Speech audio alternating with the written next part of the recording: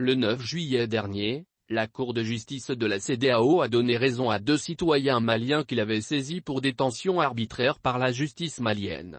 Après avoir constaté les faits, la Cour a estimé que l'État du Mali a violé l'article 6 de la Charte africaine des droits de l'homme et des peuples, avant de prononcer une condamnation à verser 25 millions de nos francs à chacun des requérants, en guise de réparation. Par l'arrêt N-CJ-Jude-21 du 9 juillet 2021, la Cour de justice de la CEDEAO, statuant en audience publique virtuelle, conformément à l'article 8.1, des instructions pratiques sur la gestion électronique des affaires et des audiences virtuelles, de 2020, a déclaré arbitraire la détention de Georges Keïta et de Yacouba Mounkoro pour les périodes respectives du 24 octobre 2015 au 11 novembre 2019 et du 27 octobre 2015 au 18 octobre 2019. Selon la Cour, l'État du Mali a violé l'article 6 de la Charte africaine des droits et des peuples.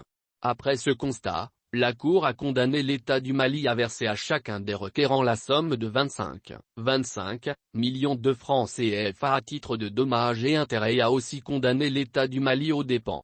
Mais que s'est-il passé au juste pour qu'on en arrive à cette sentence?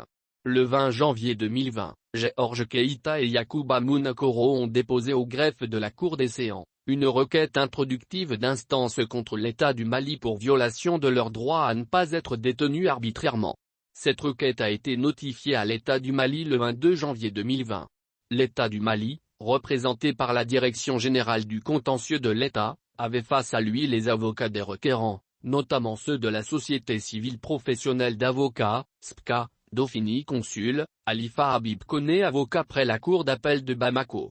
Les requérants affirment que les violations dont ils ont été victimes sont intervenues à l'occasion de procédures judiciaires engagées contre eux et qui ont conduit à leur placement sous mandat de dépôt. Ils étaient poursuivis, l'un pour tentative d'assassinat et l'autre pour pédophilie. Finalement, ils ont été blanchis par la cour d'assises qui les a acquittés. Mais entre-temps, malgré les multiples efforts qu'ils ont déployés pour recouvrer leur liberté, même provisoire, ils ont été gardés en prison et en plus au-delà du délai légal pour la détention préventive.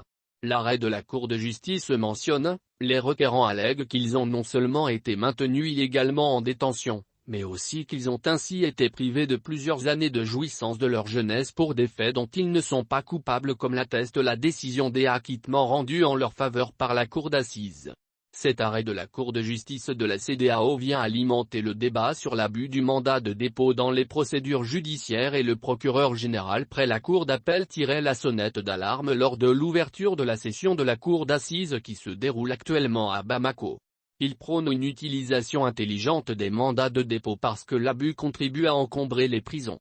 Mais, devons-nous ajouter, l'abus amène aussi des condamnations du genre présentées si haut et ne contribue pas à redorer le blason du Mali en général et de sa justice en particulier.